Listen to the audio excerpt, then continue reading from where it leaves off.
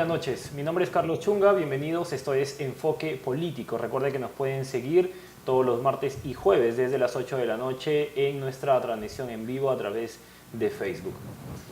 La solicitud de asilo político del expresidente Alan García ha suscitado diversas reacciones, diversas opiniones, no solamente de políticos y de instituciones peruanas, sino también de la misma población e incluso de actores internacionales que, por supuesto, el tema, digamos, trasciende las fronteras nacionales y se centra principalmente en la coyuntura del hermano país del Uruguay, que es el país que en estos momentos debe estar decidiendo, evaluando esta solicitud que ha presentado el expresidente Alan García luego de haber sido impedido de salir del país por la justicia peruana.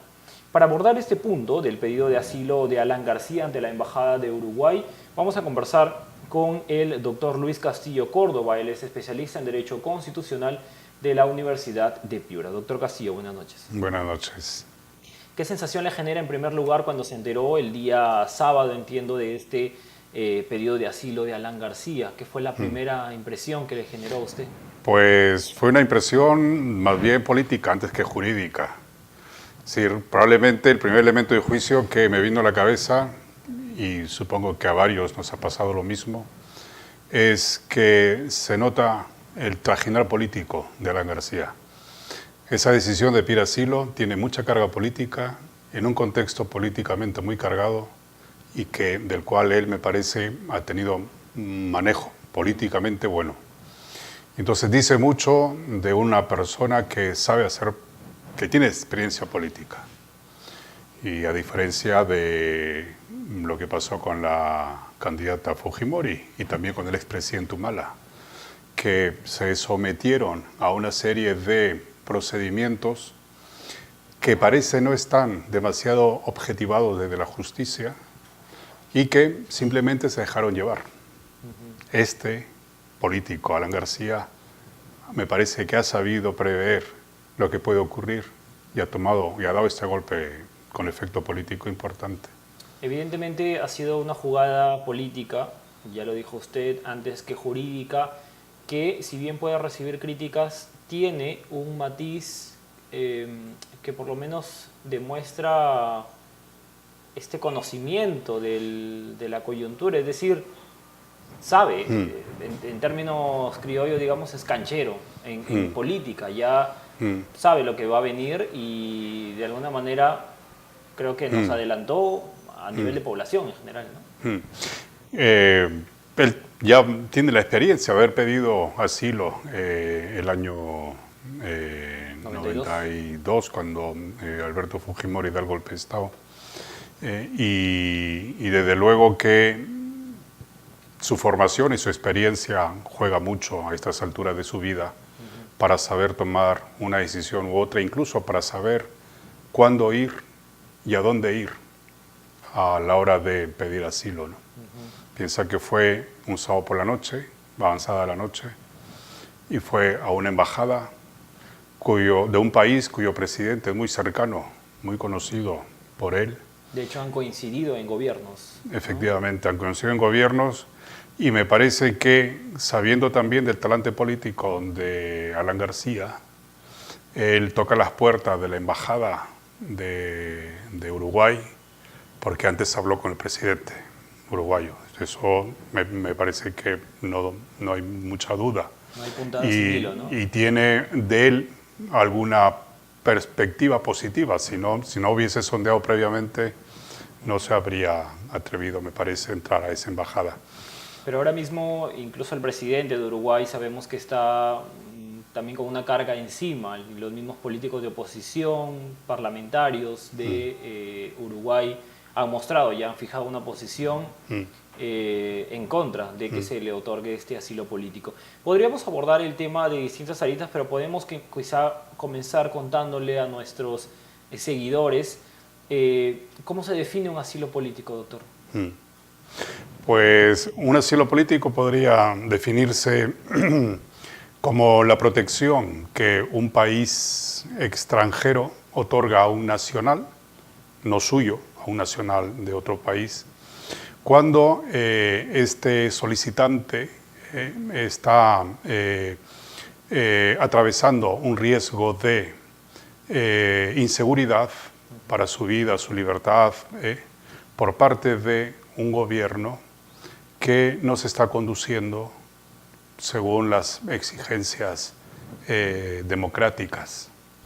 Y entonces, cuando hay ese riesgo fruto de una dictadura, por ejemplo, que es normalmente el supuesto ordinario, fue el supuesto de cuando la primera vez que solicitó el asilo el expresidente Fujimori, el expresidente García, cuando hay esa persecución política de una dictadura o de una democracia que disfraza una dictadura, alguien que se ve amenazado solicita una protección a un gobierno extranjero para que le acoja en su territorio, para que le ayude a salir del territorio donde está, el nacional, ir hacia ese territorio extranjero con la protección de ese gobierno, de ese Estado, y evitar esos riesgos, esas amenazas. ¿Esto responde a algún acuerdo internacional, a alguna firma de algún tratado, entiendo, o se debe más bien a una actitud, podemos decir, noble de un país que considera que evidentemente es un ser humano que está en riesgo? Sí, hay una norma internacional, la Convención Americana de Asilo del año 54, que precisamente antes de esa fecha no había una regulación como una convención, era un poco más la práctica entre los países, y es precisamente a partir de lo que ocurre con Haya de la Torre, que fue en el gobierno de Odría. También él solicita asilo al Estado colombiano y no había unas reglas claras para seguir, que fue en ese momento en el que los estados, por lo menos en esta parte del mundo, caen en la cuenta de que hay un vacío, que convendría tener una regulación. Y esa regulación es esa Convención de Asilo Político del año 54, que se firma en Caracas. Pero si bien es cierto existe esa regulación, la decisión no es, por lo menos no primeramente jurídica. Es una decisión con un notable componente político. Es una decisión soberana, política. De hecho, la Convención respeta ese margen de discrecionalidad que tiene el país, en este caso Uruguay, al que se le solicite el asilo, para decidir incluso sin dar razones. Uruguay, en un acto soberano, decidirá si protege o no protege a un ciudadano peruano, en este caso Alan García, que le ha pedido una protección, esbozando el solicitante algunas razones. Lo que surge, digamos, la duda, porque Víctor Raúl Haya de la Torre podría ser el primer caso, por lo menos conocido, del siglo pasado, de un asilo político solicitado, admitido, ¿no? y llevado a cabo. Y le digo que es probablemente uno de los más conocidos porque luego otro asilado político, aparte de Alan García después del golpe del 92, si no me equivoco, Vargas Llosa también, cuando se fue a España, y veía también incluso amenazada su nacionalidad por parte del gobierno de Fujimori. ¿Por qué en este caso no aplicaría la figura de Alan García? Es decir, ¿se cumplen los requisitos? Vamos a ver, me parece que convendría primero explorar las circunstancias antes de dar una respuesta directa a esa pregunta que formulas. Me parece que todos estamos de acuerdo en que la corrupción hay que combatirla. Todos estamos de acuerdo en que la corrupción es un mal que impide a un país como el Perú poder desarrollarse con un nivel que alcance a todos, con justicia. Entonces, aún estando todos de acuerdo en ese punto, hay una polaridad en la opinión pública tan notoria que parece que no estuviésemos de acuerdo en lo principal, pero me parece que todos estamos de acuerdo en lo principal, que es en la lucha contra la corrupción. Sin embargo, a la hora de apelar a los medios, parece que es donde empiezan las discusiones. Y entonces, en esa lucha contra la corrupción, se están utilizando unos medios judiciales que están previstos en la normativa, a veces de manera, parece, poco justificada. Por ejemplo. Por ejemplo, la prisión al expresidente Humala y su esposa, que fue casi un año de prisión, que luego el Tribunal Constitucional decidió que esa prisión era inconstitucional, Porque no que estaba bien era motivada, injusta, ¿no? Sí, que tenía una serie de deficiencias. ¿Ya? Por ejemplo, la prisión que se da a la señora Keiko Fujimori, la prisión que ha sido ordenada, a mi modo de ver también, peca de excesos como los que hubo con Ollanta Humala. Si hay oportunidad luego algo sobre esto diré algo. Y esa misma extralimitación me parece está aconteciendo ahora que se está llevando a cabo este juicio por prisión preventiva de varios miembros de Fuerza Popular. Entonces, todos estamos de acuerdo, como digo, en luchar contra la corrupción. La pregunta es, ¿cómo lo vamos a hacer? También me parece que está claro, por lo menos en un discurso general, de que esa lucha contra la corrupción tiene que llevarse a cabo respetando derechos fundamentales, respetando derechos humanos. Cuando hubo la lucha contra el terrorismo, se enfrentó al terrorismo sin un ajustamiento, por lo menos no estricto, a los derechos fundamentales, a los derechos humanos. Hubo extralimitaciones. Ahora estamos luchando contra la corrupción. Hay por lo menos determinados hechos, como estos que narro, que pueden llevar a pensar razonablemente de que también aquí hay, en esta lucha contra la corrupción, hay excesos. Pero esto no gusta. Pero esto no gusta escucharlo, porque precisamente... Es impopular. Es impopular, y es impopular porque precisamente estas decisiones, que parecen sostenerse en extralimitaciones, recaen sobre personas de las cuales la opinión pública tiene el convencimiento, no en un juicio, sino por propia opinión pública, de que son corruptos. Entonces, parece que cualquier voz que se levante en favor de los derechos fundamentales es interpretada como una voz en favor de los corruptos, y entonces está mal vista. Pero sin salirnos del ámbito jurídico, netamente jurídico, sí está, me parece, en lo opinable el hecho de considerar que puede haber excesos en una prisión preventiva, en una detención, pero también hay voces, y eso no lo ha mencionado usted, pero es importante señalarlo, también hay voces que apuntan a una injerencia política del sistema judicial. Yo creo, y no sé si coincidirá conmigo, en el hecho de que eso creo que no se ajusta a la verdad, ¿no? O sea, ¿hay injerencia política en el sistema judicial?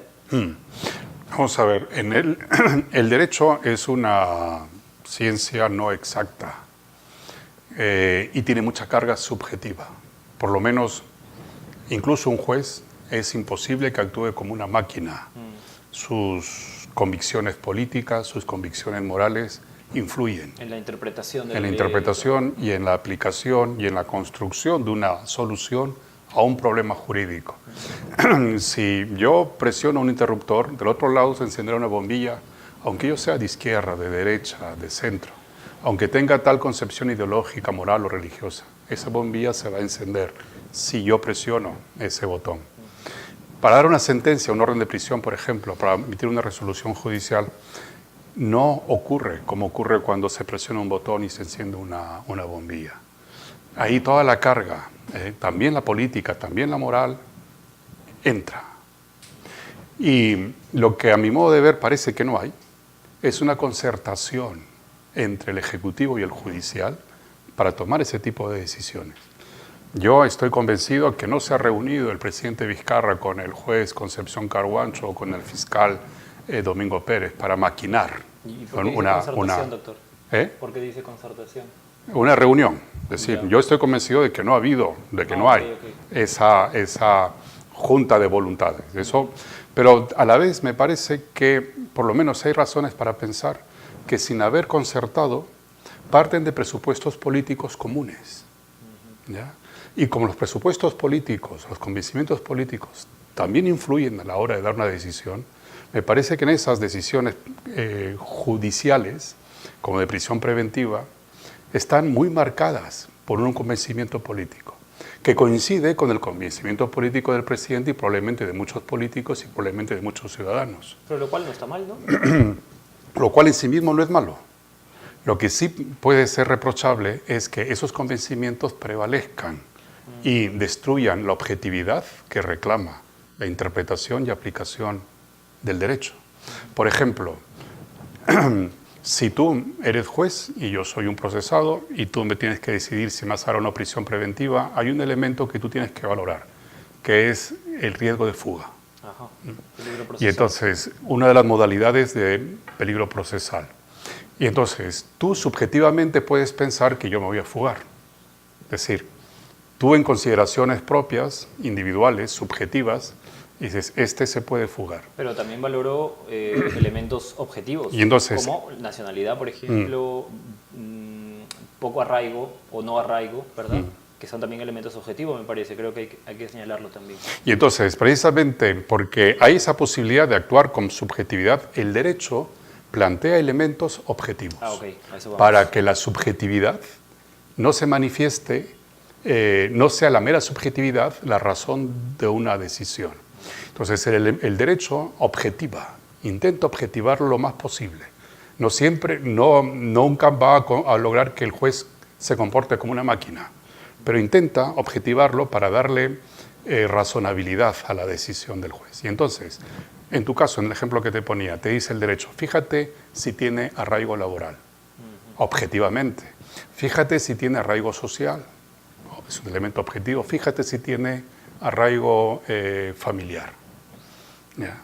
Y entonces, por ejemplo, yo no tengo nada a favor de la señora Fujimori, ni de Alan García, pero sí me llamó la atención que el juez Concepción Carguancho haya dicho, tiene arraigo laboral, tiene arraigo social, tiene arraigo familiar, pero me parece que se va a fugar. ¿Por qué lo decía? ¿Por qué no? ¿Por Keiko? Sí. Y entonces, ese elemento de juicio, ya no estoy abogando por nadie, eso lo estoy intentando examinar jurídicamente. Ese elemento de juicio es extremadamente subjetivo, porque los elementos para objetivar y darle razonabilidad al propio decir del juez se cumplen. Y la respuesta lógica que se esperaba era que no hay peligro de fuga porque tienen los arraigos objetivables. Y entonces, estos peligros existen, ¿ya? Estos peligros de el elemento subjetivo político, el elemento subjetivo moral, puedan ir por encima de los elementos jurídicos que intentan objetivar una decisión. Y esto se ha dado.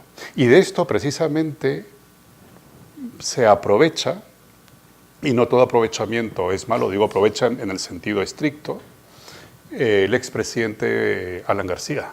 Sí.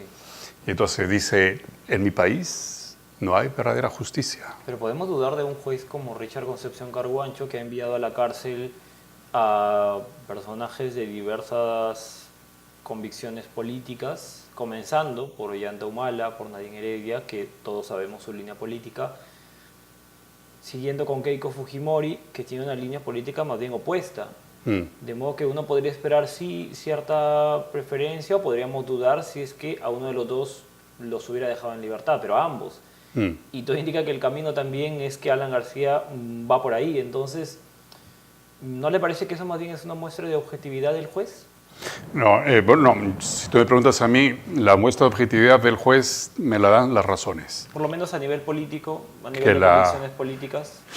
Me la dan las razones que sustentan su decisión. Y entonces, cuando yo aquí usaba el término político, no utilizaba el término político en el sentido partidario, es decir, del partido A, B, C.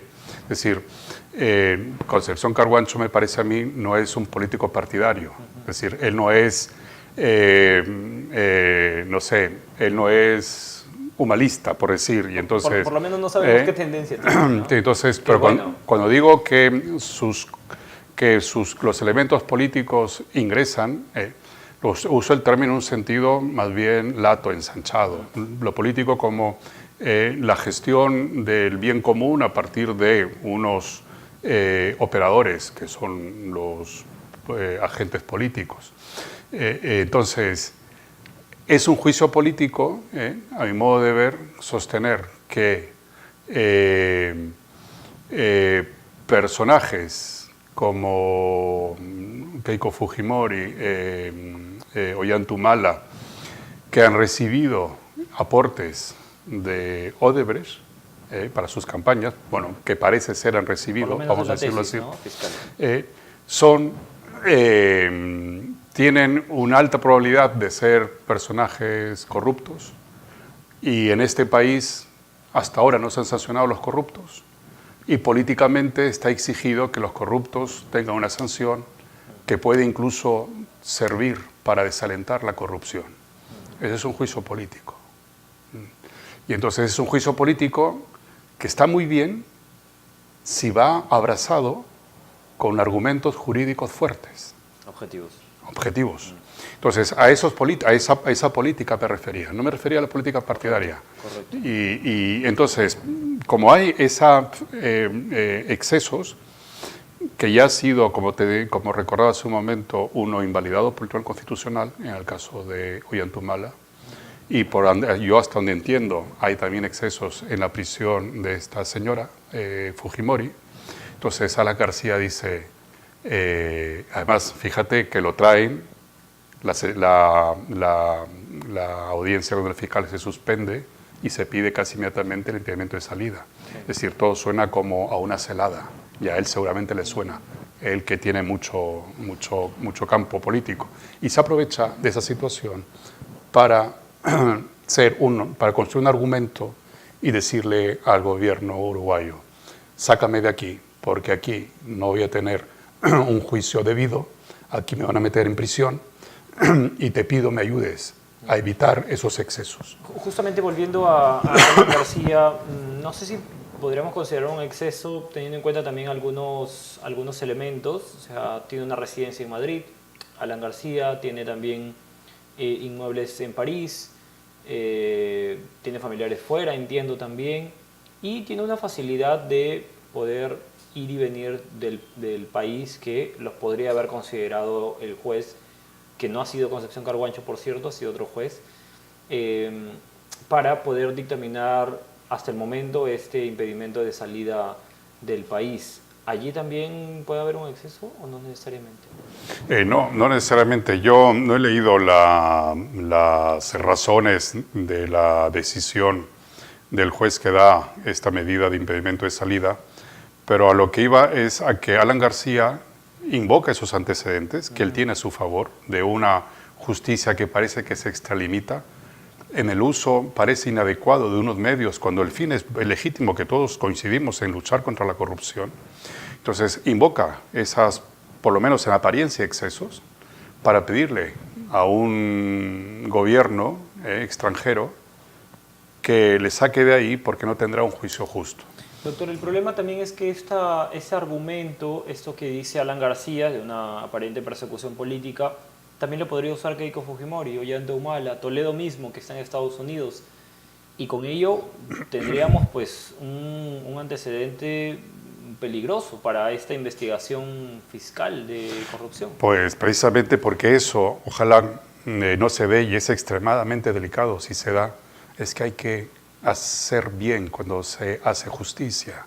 Es decir, hay que dar, y esto se promueve hoy cada vez más en la Facultad de Derecho por lo menos, es decir, intentar que nuestros convencimientos subjetivos estén en un segundo plano siempre, porque no se logra que se desaparezcan, estén en un segundo plano siempre.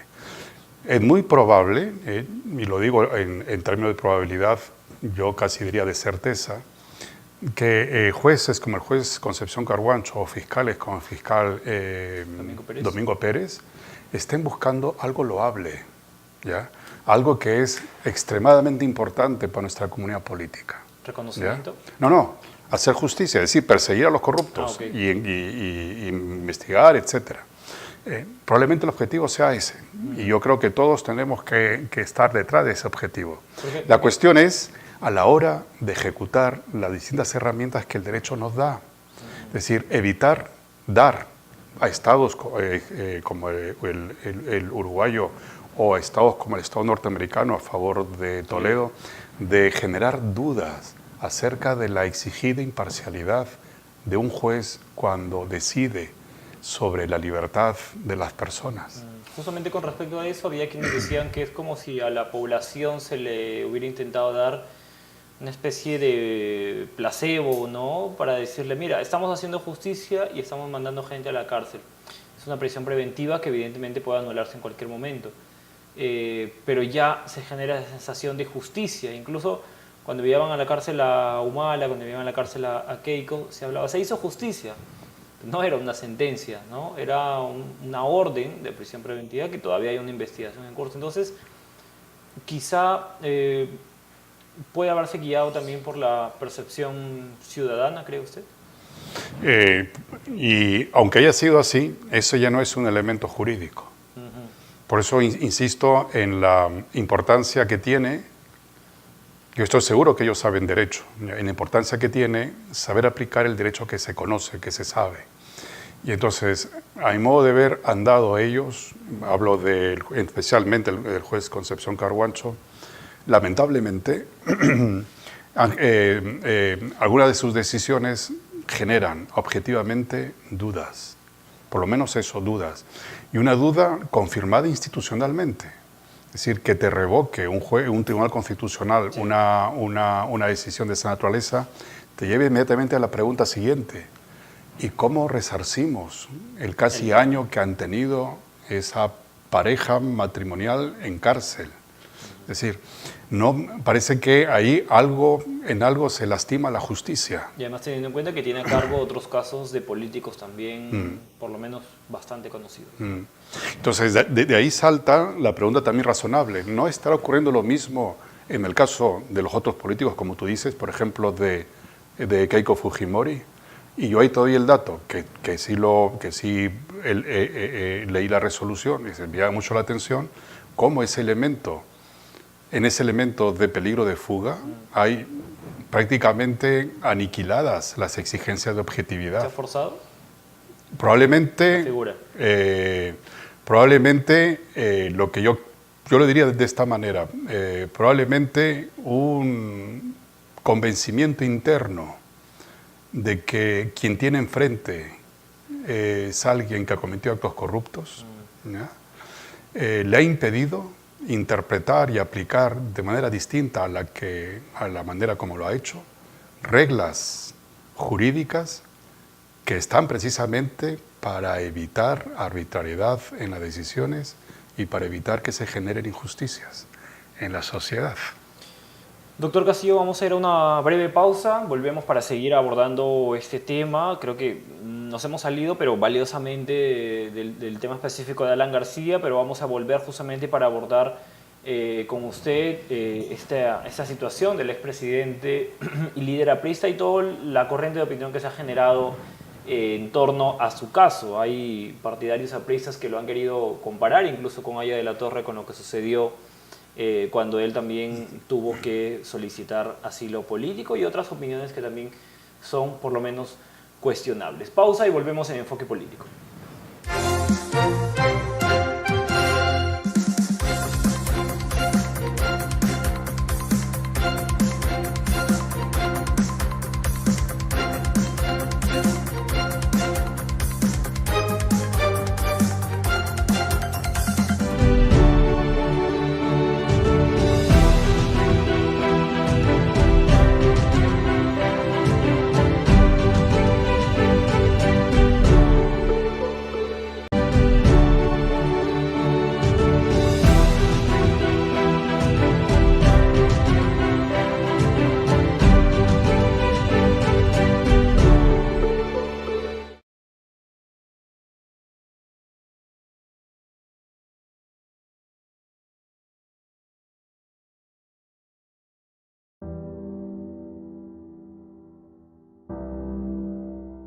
Sí, lamentablemente sí. Sí. Sí. Sí. Sí. Sí. Sí. Sí. Muchas veces. Sí. Sí. Sí. Sí. Sí. Sí. Sí. Sí, en realidad sí. Sí. Por ser de la sierra. Por ser poeta. Por ser creyente, por tener una fe firme. Por ser rubio, por ser colorado. Por ser mujer. Por ser muy flaco. Porque soy lesbiana. Por mi color de piel. Por estudios. Porque mi primera lengua es quechua. Por ser de otro país. Por mi apariencia, por ser yo. Por haber sido mamá joven. Por mi gordura. Por ser de la selva. Por ser gay. Por mi edad.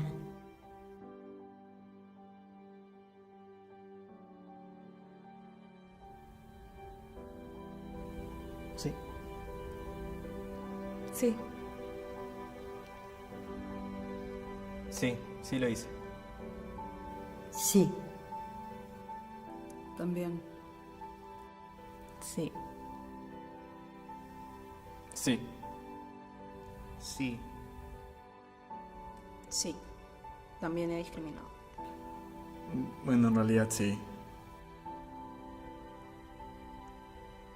Sí. Sí. Sí. También, sí. Sí. Pucha. Sí. Sí.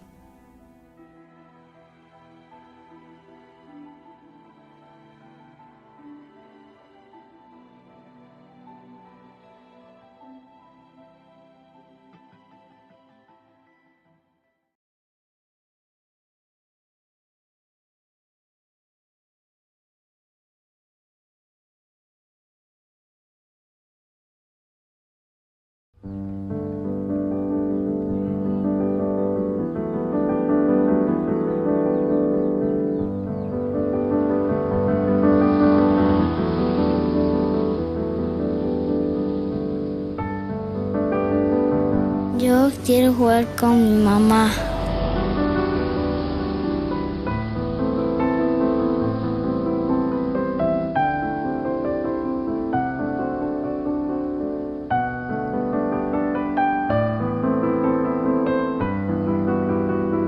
Yo quiero estudiar.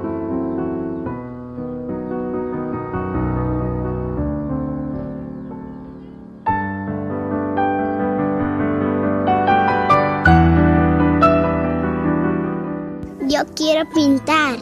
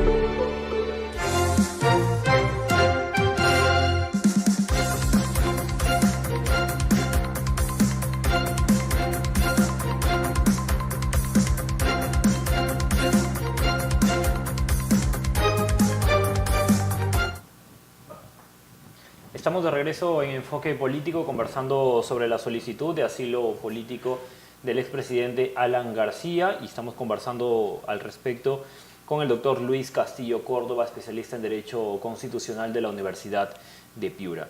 El congresista Mauricio Mulder, luego de conocida esta noticia, doctor Castillo, intentó comparar, me parece que la figura, pero en principio la situación del expresidente Alan García con lo que vivió el fundador del APRA, Aya de la Torre, durante la época odriguista, durante el gobierno de Manuel Odría. Creo que eso sí es un exceso en figura y en circunstancias. Desde luego, en figura me parece que no hay que argumentar demasiado para sostener que no son equiparables. Y en circunstancias me parece que en las actuales hay dudas y en las circunstancias de Haya de la Torre habían certezas. Es decir, había certeza de que era un perseguido político Haya de la Torre. Hoy, por lo menos, certeza desde luego no hay. Hoy por lo menos lo que hay son dudas. Dudas. ¿No? Y es que una persecución política es básicamente persecución por motivo de ideas. Digamos, ¿qué idea puede haber llevado a Alan García a tocar la puerta de la Embajada de Uruguay y decir, me están persiguiendo por mis ideas? Y creo que no hay mayor sustento en eso, ¿no?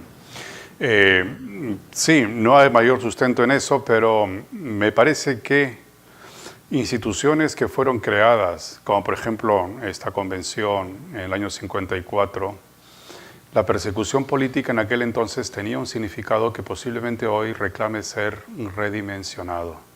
Es decir, una persecución política efectivamente se entendía, y también se puede entender hoy, sin duda, como una persecución solo y exclusivamente por ideas políticas. Pero la pregunta ¿es posible también que caiga dentro de la categoría persecución política una persecución que no es por ideas políticas, pero que sí se lleva a cabo por el aparato político estatal? Es decir, parece que persecución política reclama hoy ese ensanche. Y entonces, si me preguntases a mí, yo diría, es posible ensancharlo de esa manera. Pero es decir, aunque no me estén persiguiendo por cómo pienso políticamente, sí ocurre que hay persecución, primero, y segundo, por el aparato político, por la razón que fuera, incluso por razones no políticas, ¿ya? Es decir, me está persiguiendo el aparato político por razones no políticas. Cabría entrar a ese concepto. Un concepto jurídico-político, si quiere ser funcional, tiene que adaptarse a los tiempos. Por ejemplo, no hay que quitarle mérito, me parece, tiene muchas deficiencias este señor Alan García, pero es político. Se me viene a la mente ahora lo que él arruina o ayuda a arruinar con su famosa frase reelección conyugal, ¿no? Parece preparación para una continuidad del humanismo con la esposa del entonces presidente. Y él también, lo último que dijo fue, en Perú, es posible que haya un golpe de Estado. Sí, y todos esperaban el concepto clásico de golpe de Estado, que es la sacada de tanques a las calles. Pero hoy los golpes de Estado no son tan grotescos. El golpe de Estado que se ejecuta con tanques en la calle tiene también una finalidad, que es copar el poder, ¿ya? Que el Ejecutivo se haga como lo hizo Fujimori. Entonces la pregunta ¿es posible ese copamiento de poder sin tanques? Es posible, sin duda, es posible. Pero eso no ocurre en Perú, ¿no? Ahora me parece que no. Por eso te dije hace un momento, me parece que no hay concertación, es decir, no hay que el Ejecutivo se haya aliado, haya copado el judicial. Pero me parece que parten de concepciones políticas, no partidarias, digo políticas, comunes, que permite luego hacia afuera dar cuenta de que hay por lo menos esa coincidencia. Por eso, en esa situación, como también te decía antes, está reclamado que los jueces sean especialmente escrupulosos a la hora de justificar sus decisiones para cerrar esas posibilidades. Entonces, ni en figura ni en circunstancia me parece que es posible equiparar. Claro, incluso sería un poco ilógico, ahora que mencionaba este dicho de Alan García de un golpe de Estado, sería hasta un poco ilógico, nos ponemos a pensar, un gobierno sin partido, digamos, ni con trayectoria, ni incluso con escasísima representación parlamentaria, tiene una bancada que se está desmembrando, no tiene una solidez de la cual podamos decir, hombre, sí puede estar copando instituciones, ¿no? Que de alguna manera nos podría dar un panorama de duda. Me parece que eso por lo menos no se cumple ahora mismo. Yo por lo menos tengo el convencimiento de que no existe una concertación por parte del presidente con otros poderes para partir de ahí, empezar una andadura que se acerque mucho a lo dictatorial y se aleje de lo democrático. Yo estoy muy persuadido de que eso no está ocurriendo, pero también creo que un presidente institucionalmente débil parece que tendría más razones en intentar aliarse con otros poderes, que no son los políticos propiamente, como el Parlamento, que le es adverso, y tampoco con un partido que casi no lo tiene, ¿no? ¿No será que Entonces, yo no cerraría pues no digo que ocurra, estoy teorizando, yo no cerraría el hecho de que haya un presidente sin partido, no me da la seguridad necesariamente, por esa razón, de que no esté pensando en copar poderes públicos. ¿No será, doctor Castillo, que quizás hemos estado acostumbrados a presidentes o a representantes políticos que no hayan sido, o en el Ejecutivo, que han sido muy poco rotundos, digámoslo, en sus opiniones más o menos políticamente correctas, y de pronto viene un presidente Vizcarra que dice: el fiscal de la nación, si tiene un cuestionamiento, si tiene una denuncia, pues debe salir. El Consejo Nacional de la Magistratura, pues debería salir. El juez Inostroza es un presunto delincuente que debería ser capturado. Entonces, tiene opiniones que quizá con un peso más elevado, con mayor potencial de generar esta reacción de otros políticos que podrían decir está teniendo injerencia, por las opiniones quizá. Me parece que es bueno que un presidente tenga convencimientos y los exprese. Exacto. No me parece demasiado bueno que esos convencimientos y esas expresiones, más bien me rectifico, que esas expresiones, aunque sí los convencimientos, las muestre respecto de asuntos que no son de su competencia.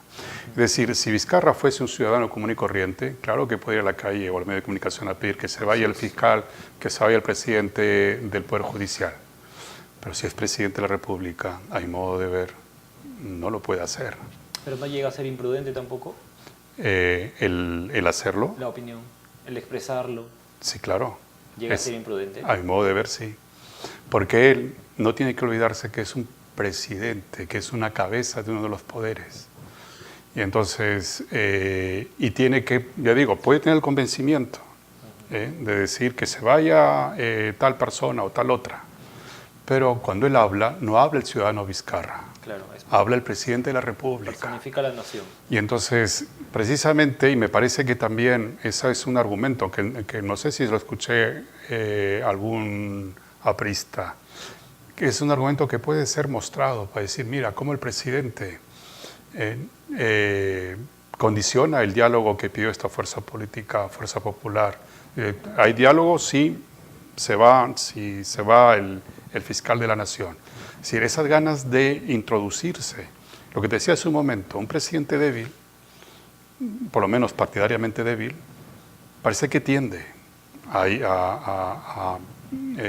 por lo menos a aparentar e inmiscuirse. Cuando la prudencia tiene que ser, me parece, sin exigirle que no tenga opiniones. Claro que debe tener opiniones y muy firmes en lo que le corresponde. La prudencia tendría que guiar su comportamiento como presidente. Doctor Castillo, si es que le acepta Uruguay el asilo político a Alan García, ¿se llegan a afectar las relaciones con Perú? Yo creo que hay elementos para poder pensar que sí, ¿ya? Pero mucho va a depender de cómo se maneja la diplomacia. Es decir, a veces decir algo no agradable, si se dice bien, no genera demasiada controversia. Primero, yo creo que el Perú debe, y el Perú, todos los ciudadanos tenemos que entender que es una decisión soberana de otro país. Y que eso en primer lugar, y que en los estados hay siempre una cabeza, un gobierno, en este caso un presidente que es el que toma la decisión, y que ese presidente representa, pero no es la ciudadanía uruguaya, y que ese presidente tiene muy probablemente interés en también desarrollar su país, etcétera, de la mano con el nuestro. Y entonces, en unas circunstancias de esas, una dación del asilo supone, por lo menos en la opinión pública general, un decirle al gobierno de Perú: tú estás persiguiendo políticamente a alguien. Exacto, ¿no? y es un mensaje muy duro. ¿Eh? Es un mensaje muy duro, es como decirle, te estás convirtiendo en una dictadura, lo cual ya supone una toma de posición, por lo menos que los enfrenta, ¿no? Si el país de Uruguay se considera una democracia, aceptar como asilado a un político por supuesta persecución de ideas significa decirle al país: te estás convirtiendo en un régimen poco democrático. Por lo menos que hay duda, porque en la tradición uruguaya, porque Uruguay es un país que ha dado muchos asilos, y me parece que también es una tradición que en el ámbito internacional está presente, que no hay necesidad de que existan certezas de que eres un perseguido político.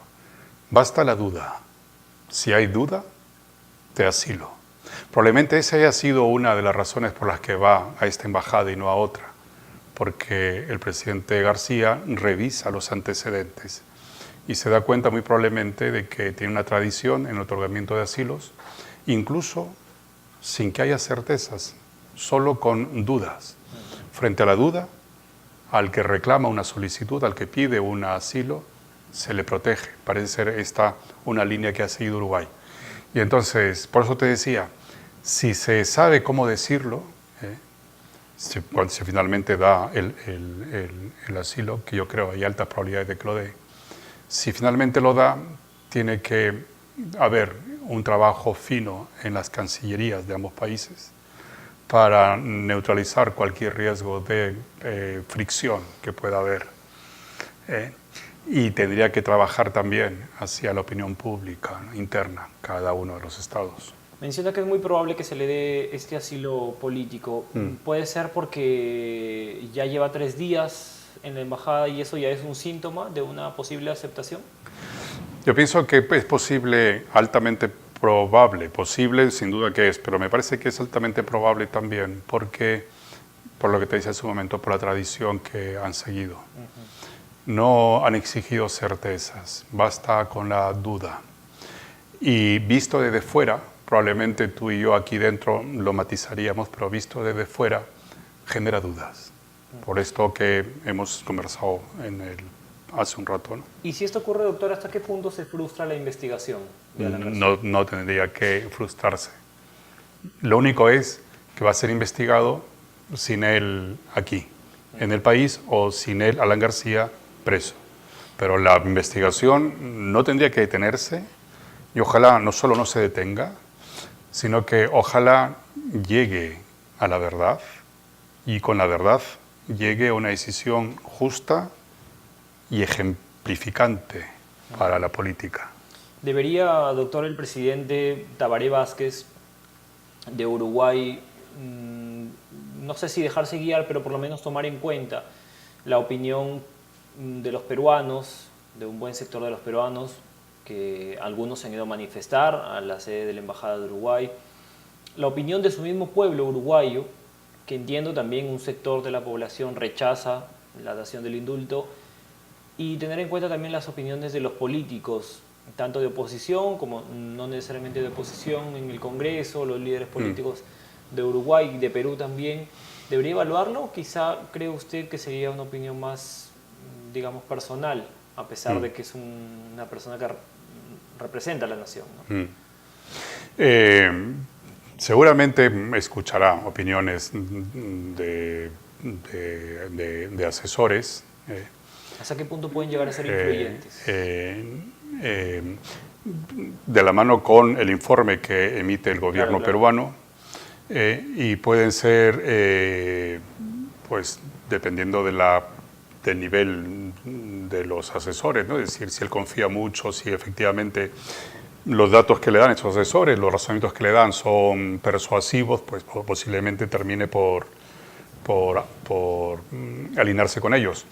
Pero me parece que en este tipo de asuntos a la opinión pública no tendría que ser la base sobre la cual sostener una decisión. Sino el informe. Porque la opinión pública está muy subjetivada. Es decir, no hay una única opinión pública, hay una opinión pública a favor y otra en contra, aunque pueda ser una más fuerte que la otra, pero ambas están cargadas por subjetividades. Y un presidente en esta circunstancia lo que necesita es, para él convencerse, elementos también objetivos, aun cuando sea discrecional su decisión, intentará darle razonabilidad, por lo menos en la historia de su país. Supongo que este presidente no querrá pasar a la historia como un presidente que injustificadamente dio asilo a una persona, entonces él también querrá cuidarse históricamente de no tener esa mancha. Y entonces necesita esos elementos objetivos. Esos elementos objetivos no se los va a dar ni los políticos ni el pueblo, que están muy, creo, mediatizados por subjetividades. Doctor, vamos terminando esta entrevista. Me gustaría también preguntarle, desde el punto de vista político, esta situación de Alan García, ¿cómo influye en su partido? ¿Cómo queda el APRA con esto? Pues, vamos a ver. Yo tengo, como te dije hace un momento, muy buenos amigos apristas, que yo creo que son buenos amigos míos y además creo que son buenos apristas. Me parece que el APRA es un partido que es necesitado por el Perú. El Perú necesita un partido como el APRA. Y me parece que el APRA, si vuelve a sus raíces, probablemente llegue a ayudar a la política de este país. Y me parece que habrá más posibilidades de regresar a sus raíces si Alan García deja de tener protagonismo en el partido. Es decir, el Perú necesita el APRA, pero el APRA no necesita a Alan García. El APRA le debe, me parece, a Alan García, le debe incluso es parte de su historia y seguramente le ha dado también muchos elementos positivos. Pero me parece que hay una carga también negativa y el ciclo está cumplido con él. Es decir, el APRA del futuro me parece es un APRA sin Alan García. Y sin todos los viejos políticos, digamos, que también un sector de la población rechaza, ¿no? Hablamos de Mulder, del Castillo, Velázquez Quesquén, ¿no? También creo que ellos deberían dar un paso al costado, por lo menos jubilarse, entre comillas, políticamente. Se jubilará seguramente aquel que entienda es un impedimento, una dificultad para un reencauzamiento de la política aprista. Pero me parece que por el solo hecho de ser de la vieja guardia no es un elemento suficiente para sacarlo de la escena política. Sí lo será si ocurre una adhesión casi mística con Alan García, de modo que parece que eso sí podría entorpecer una recomposición, pero de ahí si hay algún político aprista, como digo, de vieja guardia, pero que conociendo al APRA la quiera redireccionar, pues yo creo que no tendría. Yo no soy aprista, no tengo ahí ni voz ni voto, pero me parece que no tendrían que estar descartados. Igual la idea sería siempre apostar por nuevos cuadros, ¿no? En el APRA y en todos los partidos políticos, pero eso pasa por institucionalizar los partidos. En nuestro país los partidos son muy informales.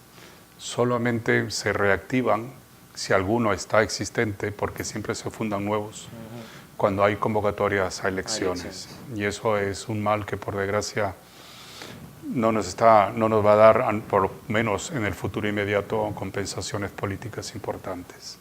Doctor, ha sido un gusto conversar con usted. Esperamos volver a retomar una entrevista sobre este tema u otros también que surjan en la coyuntura nacional política. El placer ha sido mío. Muchas gracias. Ha sido el doctor Luis Castillo Córdoba. Él es especialista en Derecho Constitucional y docente de la Universidad de Piura. Hasta aquí, Enfoque Político. Nos reencontramos el jueves. Muchas gracias. Permiso.